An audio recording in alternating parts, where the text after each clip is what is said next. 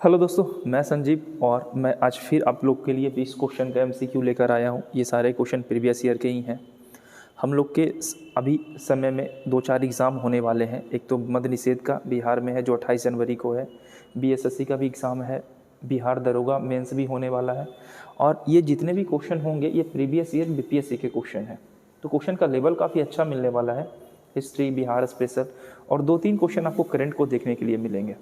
Direct मैं तो 21 question करने वाला हूँ। इसके अलावा लगभग 20 से 50 क्वेश्चन आपको इनडायरेक्ट मिलने वाला है। तो पहला क्वेश्चन आपके सामने बोर्ड पर है। इसका आंसर आप दीजिएगा कि निम्न हिमालय पर्वत श्रेणियों में से कौन सी पर्वत श्रेणी को अटल टनल पार करती है। तो ये जो पर्वत श्रेणी है उसका नाम बताना है आप लोग। ये 67 बीपीएससी का क्वेश्चन है। अब यहाँ अटल टनल पीर पंचाल श्रेणी में है, ये सब जानते हैं। अब यहाँ पे क्वेश्चन में जो दिया है, कमाल ये क्या किया है कि पश्चिमी और पूर्वी दो दे दिया। ऐसे में थोड़ा कन्फ्यूजन होता है। इसके आंसर क्या होगा? इसका आंसर होगा पूर्वी पीर पंचाल। अटल टनल की लंबाई कभी कभी पूछ लेगा तो इसकी लंबाई 9.2 किलोमीटर है। अच्छा, कभी कभी पूछता है अटल टनल की शुरुआत कब की गई थी। तो ये शुरुआत किया गया था 8 अक्टूबर 2020 से। इसको खोल दिया गया। अब ये चल रहा है। आगे चलते हैं, नेक्स्ट क्वेश्चन पे चलते हैं।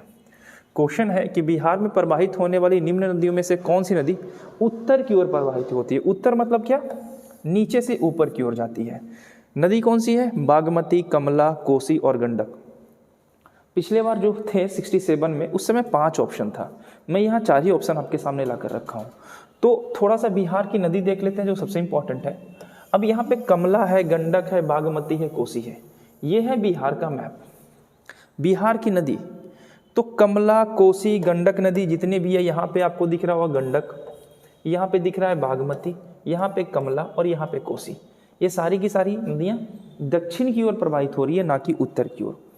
तो इसमें से इसका आंसर था 1 से अधिक। ठीक है, अगर नीचे की कोई नदी एक नाम दिया रहता तो उसमें उसका आंसर वो हो जाता। नीचे में कौन कौन है? कर्मनाशा है, सोन, पुनपुन, फल्गु, क्यूल और अजय। ये जो 6 नदियां हैं ये उत्तर की ओर प्रवाहित होती हैं, जबकि ऊपर की जो 6-7 नदियां हैं वो दक्षिण की ओर प्रवाहित होती है और गंगा से आकर मिल जाती है। तो ये थी नदी से क्वेश्चन। एक क्वेश्चन बिहार ज्योग्राफी में नदी से क्वेश्चन तो हर हाल में पूछेगा। थर्ड क्वेश्चन, भारत में किस राज्य में वन्यजीव अभयारण्य सबसे अधिक संख्या में? तो ये सिंपल सा क्वेश्चन था। इसका आंसर कोई भी मार सकता था कि इसका आंसर होगा एमपी, मध्य प्रदेश। मध्य प्रदेश में सबसे अधिक, मध्य प्रदेश में बाघ अभयारण्य अगर देखें तो वो सिर्फ 8 है बाघों के लिए। इसके अलावा राष्ट्रीय उद्यान देखा जाए तो 16 है और राष्ट्रीय वन्यजीव अभयारण्य देखा जाए तो 31 है। तो सबसे अधिक संख्या में जो है इसका आंसर होगा हमारा एमपी। अब एक क्वेश्चन आता है कि एमपी से क्या कर्क रेखा गुजरती है? तो हाँ, गुजरती है। क्या समय रेखा गुजरती है? तो गुजरती है। यानी एमपी वो राज्य है जहाँ से कर्क रेखा भी गुजरती है और भारत की मानक समय रेखा भी गुजरती है। ठीक है, मध्य प्रदेश कितने राज्य से सीमा लगाता है? इसका आंसर आप कमेंट में करना। ठीक है, नेक्स्ट क्वेश्चन देखते हैं। क्वेश्चन है भौगोलिक क्षेत्र की दृष्टि से भारत के निम्न में से कौन सा जिला सबसे बड़ा है? तो सबसे बड़ा जिला ये बार बार पूछता है, सबसे बड़ा जिला और सबसे छोटा जिला। तो अभी तो खैर हमारा झारखंड भी अलग होकर लेह बन गया, जिसे लद्दाख कहते हैं। लेकिन अगर बड़ा जिला देखा जाए तो अभी भी यही है। अगर इसका एरिया देखा जाए तो इसका एरिया 45,615 वर्ग किलोमीटर में ये आता है और इसकी एरिया देखा जाए तो 45,110 वर्ग किलोमीटर में आता है। तो ज़्यादा कोई खास अंतर नहीं है, लेकिन फिर भी इसके हिसाब से आंसर हमारा होगा कच्छ। कच्छ कहाँ है? कच्छ किस राज्य में है ये आप हमें कमेंट में बताना। नेक्स्ट क्वेश्चन चलते हैं। 2011 की जनगणना के अनुसार भारत के किस राज्य में आदिवासियों की आबादी का प्रतिशत उसकी कुल आबादी की तुलना में सबसे अधिक है? आदिवासियों की आबादी के बारे में पूछा जा रहा है और ऑप्शन में दिया जा रहा है नागालैंड, मेघालय, अरुणाचल प्रदेश और मिजोरम। जनगणना से तो हर बार 2 से 3 क्वेश्चन बीपीएससी पूछता है और क्वेश्चन का लेवल आप देख रहे हो कि क्वेश्चन का लेवल A1 है। इसका आंसर क्या हो जाएगा? इसका आंसर हो जाएगा मिजोरम। मिजोरम में आदिवासी की संख्या लगभग 94% है। ठीक है, मिजोरम पूर्वोत्तर क्षेत्र में आता है, पूर्वी क्षेत्र में आता है, 7 सिस्टर में आता है मिजोरम। एक क्वेश्चन आपसे मैं कर रहा हूं कि क्या मिजोरम से कर्क रेखा गुजरती है? इसका आंसर आप कमेंट में करना। नेक्स्ट, निम्न में से किस महाद्वीप में सबसे अधिक देश हैं? ये भी क्वेश्चन काफ़ी इंटरेस्टिंग है। ठीक है, इसमें तो बहुत सारे लोग एशिया ही मारे होंगे। अगर इसका आंसर देखा जाए तो क्या होगा? हाँ, बिल्कुल सही, अफ्रीका। अफ्रीका में सबसे अधिक देश है, देशों की संख्या अगर देखा जाए अफ्रीका में तो 52 है। अगर एशिया में देखा जाए तो 48 है। और वहीं यूरोप का बात करें तो यूरोप में हमारा 44 कंट्री आते हैं और उत्तरी अमेरिका में बात किया जाए तो 23 कंट्री है। तो इस बेसिस पे सबसे अधिक देशों की संख्या एशिया में है और कुल देश एशिया में कितने हैं? 52। अच्छा क्वेश्चन पूछा था। नेक्स्ट, अफ्रीका, एशिया नहीं अफ्रीका। ग्रीनलैंड निम्नलिखित में से किस देश का भाग है? ग्रीनलैंड का बात करते हैं, जो द्वीपों में सबसे बड़ा द्वीप है ग्रीनलैंड। देखे होंगे कनाडा के बगल में आता है, लेकिन ये कनाडा के क्षेत्र का नहीं है। अगर हम थोड़ा सा बात करें तो ग्रीनलैंड जो आता है वो डेनमार्क के क्षेत्र में आता है। ये हमारा डेनमार्क है, ये जो आप देख रहे हैं ये डेनमार्क है और ग्रीनलैंड जो है इसी का हिस्सा है। तो आप देख सकते हो ग्रीनलैंड कितना छोटा हो और डेनमार्क कितना बड़ा है।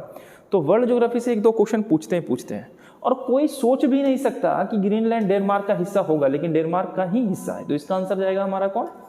ए। नेक्स्ट क्वेश्चन चलते हैं, क्वेश्चन नंबर 8। भौगोलिक क्षेत्र की दृष्टि से जापान का सबसे बड़ा द्वीप कौन सा है? जापान द्वीपों का समूह है, जापान है ना, उगते हुए सूरज का देश कहा जाता है जापान को। जापान में द्वीप कौन कौन है? होक्काइडो है, शिकोकू है, क्यूशू है, होन्शु है। वही सबसे बड़ा द्वीप है जहां पर जापान की राजधानी टोक्यो अवस्थित है। और टोक्यो, जापान की राजधानी टोक्यो किस द्वीप पर है? तो जापान में एक द्वीप है होन्शु द्वीप और इसी पे जापान की राजधानी टोक्यो भी अवस्थित है।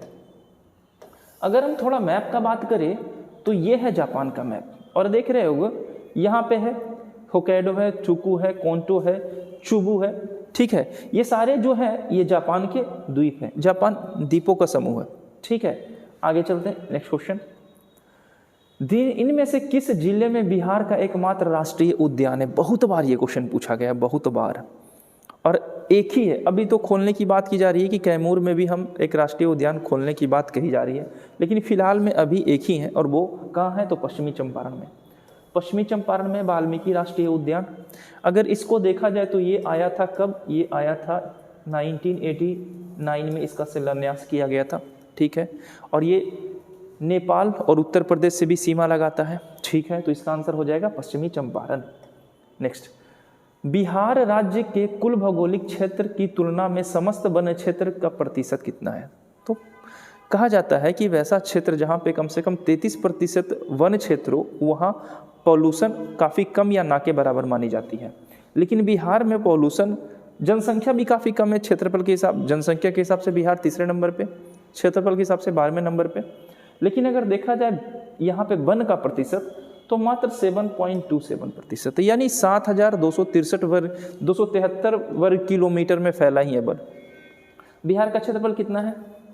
94,163 वर्ग किलोमीटर है, इतना बिहार का क्षेत्रफल है। और बिहार में वन कितने पाए जाते हैं? तो लगभग इतना किलोमीटर वर्ग स्क्वायर में वन पाया जाता है।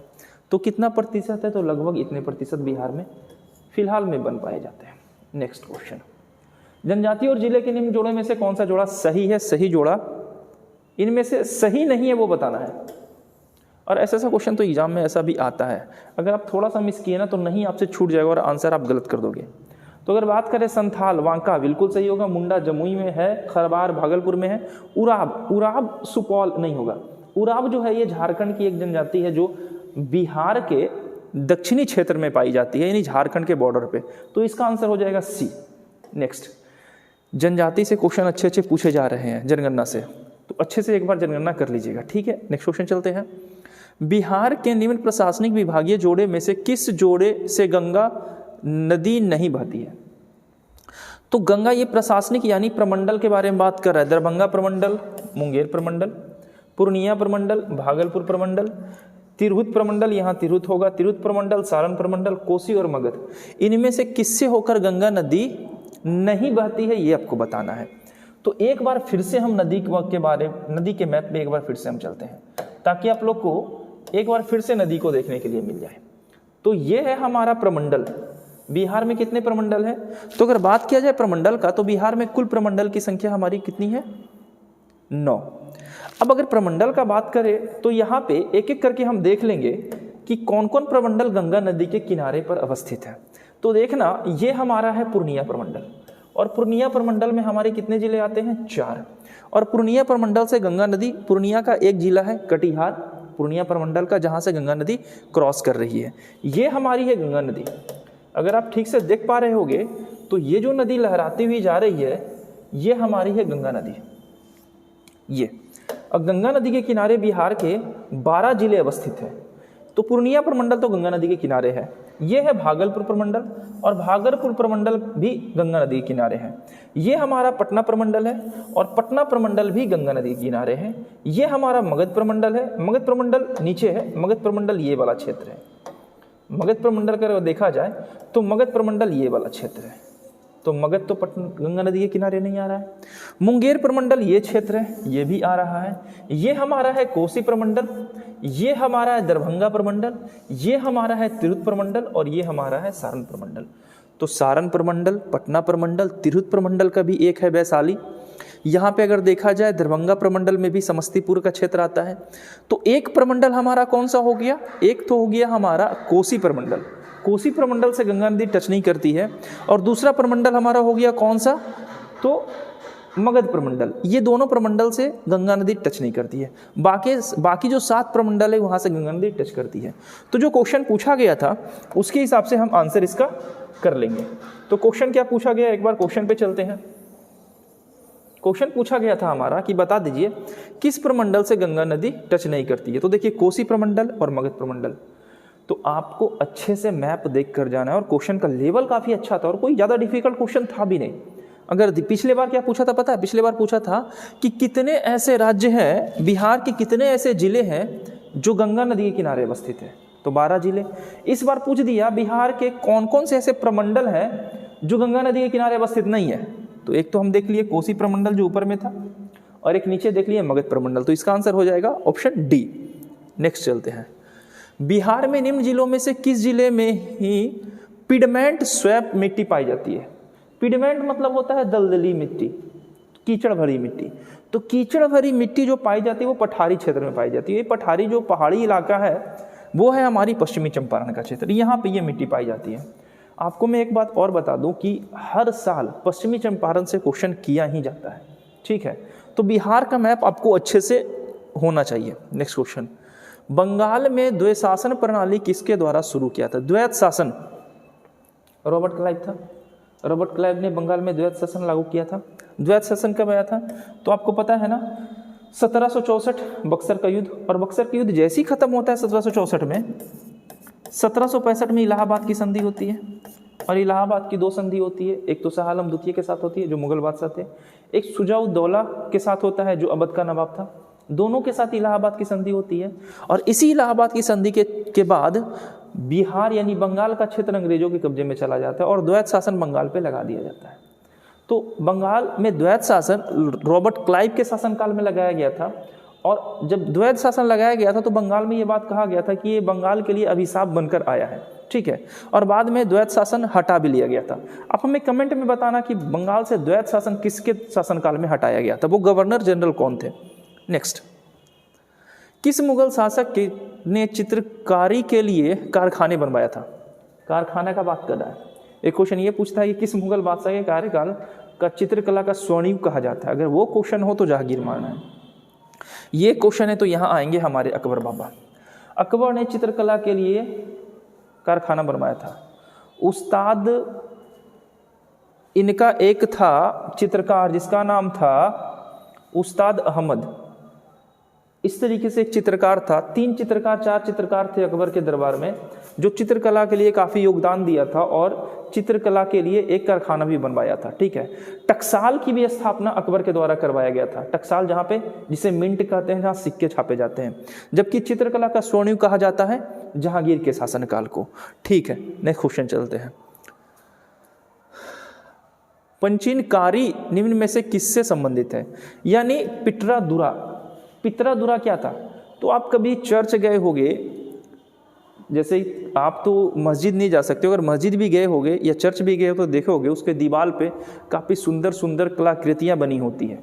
तो जो दीवार पे कलाकृतियाँ बनी होती हैं ना, उसी को हम लोग पिटरादुरा कहते हैं।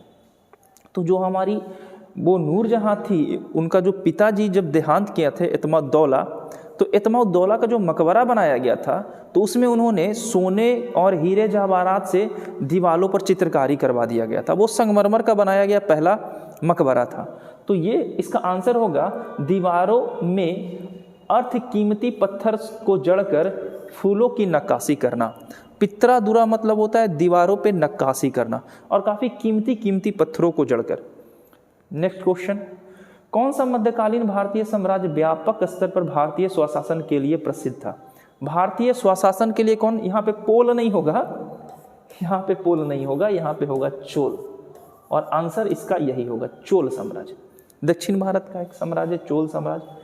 पाल, प्रतिहार, राष्ट्रकूट, त्रिपक्षीय संघर्ष था, यहाँ पे चोल, चालुक्य, ठीक है, और ये सबसे इंपॉर्टेंट भी बन जाता है हिस्ट्री के लिए। नेक्स्ट, हाल ही में जलीकट्टू पर्व भारत के किस राज्य में मनाया गया? जलीकट्टू आप जानते होंगे, जिसमें एक सांड को या बैल को छोड़ दिया जाता है और पुरुष उसे अपने कब्जे में करने की कोशिश करते हैं। ये 2000 साल पुरानी परंपरा है। कुछ समय पहले सुप्रीम कोर्ट ने इस पे स्टे भी लगा दिया था, लेकिन वहाँ के क्षेत्रीय लोगों का कहना था कि ये पौराणिक हमारी रीति रिवाज है और ये हमारा आर्टिकल 25 का उल्लंघन करता है, तो आप इस पे स्टे नहीं लगा सकते। तो बाद में कोर्ट ने क्या किया, इसे छोड़ दिया और बोला ठीक है, हमारी पारंपरिक धरोहर को बचा कर रखना चाहिए, ठीक है ना। तो जलीकट्टू तमिलनाडु राज्य में मनाई जाती है। इस त्यौहार में पुरुष क्या करते हैं, अपने दमखम दिखाते हैं और एक खुला बैल को अपने कब्जे में लेकर अपनी ताकत का प्रदर्शन करते हैं। ये खास करके शादी के समय ये त्यौहार मनाया जाता था। जब किसी पुरुष का शादी होता था तो ये ऐसा किया जाता था। तो ये क्षेत्र मनाया गया कहाँ? तमिलनाडु के क्षेत्र में। नेक्स्ट क्वेश्चन, द्विपक्षीय श्रृंखला के लिए आईसीसी द्वारा नियुक्त पहली महिला तटस्थ अंपायर कौन सी थी? महिला एम्पायर अभी किसे बनाया गया है? और ये 2 दिन पहले का न्यूज का क्वेश्चन है। तो ये होगा हमारा मुकदमा रेडफोर्ड, इसे बनाया गया है पहला महिला एम्पायर आईसीसी के द्वारा। हाल ही में भारत में पहली बार किस दुर्लभ जानवर को देखे जाने की पुष्टि की गई है? तो जो सबसे दुर्लभ जानवर है अभी हाल ही फिलहाल में जो देखा गया है वो है तिब्बती भूरा भालू। ये सिक्किम के क्षेत्र में अभी देखा गया है, ठीक है, और ये काफ़ी दुर्लभ जानवरों में से एक है। भूरा भालू के बारे में बात कर रहे हैं, ठीक है। लास्ट क्वेश्चन चलते हैं। लास्ट क्वेश्चन आपका ये है, स्टार मार्क का क्वेश्चन है और इसका आंसर आपको कमेंट में देना है कि लक्षद्वीप में मलयालम भाषा के अलावा कौन सी भाषा बोली जाती है? लक्षद्वीप के बारे में अभी लक्षद्वीप काफ़ी चर्चे में है ना, पता है ना, मौलद्वीप और लक्षद्वीप के बारे में हमारे प्रधानमंत्री लक्षद्वीप गए थे। जब से गए हैं तब से मौलद्वीप का बेड़ा गर्क हो गया है। तो एक तो लक्षद्वीप है, अगर भारत देखोगे तो भारत का जो दक्षिणी क्षेत्र है, भारत का ये क्षेत्र है, यहाँ पे लक्षद्वीप द्वीपों का समूह है। इसके बाद मिनिकॉय है और ये क्षेत्र में आते हैं मालदीव। मालदीव का भारत इतना सपोर्ट किया हमेशा, इसको मेडिसिन दिया, पैसा दिया, खाना दिया, हर समय इसको सपोर्ट किया। लेकिन मालदीव के कुछ नेताओं ने आजकल भारत के बारे में कुछ ज़्यादा ही बोलना शुरू कर दिया था, तो मालदीव के वहाँ के जो राष्ट्रपति थे उन सारे नेताओं को बर्खास्त भी कर दिया। ऐसे बात नहीं है। क्वेश्चन आया है कि लक्षद्वीप, ये क्षेत्र है लक्षद्वीप में एक तो बोली जाती है मलयालम भाषा, इसके अलावा कौन सी भाषा बोली जाती है? लक्षद्वीप की राजधानी कावारती, यहाँ से आप देखोगे तो 8 डिग्री चैनल पास करता है मिनिकॉय और मालदीव के बीच में। यहाँ देखोगे तो 9 डिग्री चैनल पास करता है। लक्षद्वीप में द्वीपों की संख्या 32 है, ठीक है ना। तो इसका आंसर आप कमेंट में करना, ठीक है। मिलते हैं फिर एक नए वीडियो के साथ, इसी तरीके से MCQ के साथ, और अगर हो सके तो मैं बिहार स्पेशल का कुछ टॉपिक भी करवा दूंगा, खास करके ज्योग्राफी, हिस्ट्री, वहाँ से ढेर सारे क्वेश्चन BPSC में पूछे भी जाते हैं। तो पढ़ाई जारी रखिए, इसका आंसर आप कमेंट में जरूर कीजिएगा। कल मिलते हैं, धन्यवाद।